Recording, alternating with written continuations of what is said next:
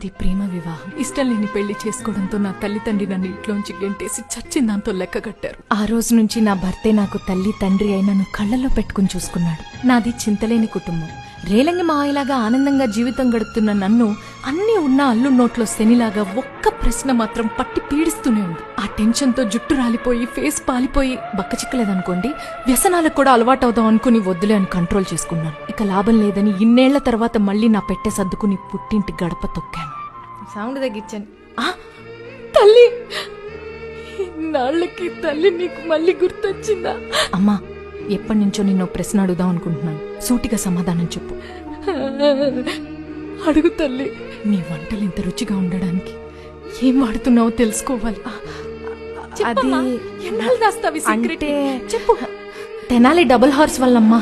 Tenali double హార్సా? అవునమ్మా, industry leaders అయిన తెనాలి డబుల్ హార్స్ వాళ్ళు మినపగుళ్ళు మాత్రమే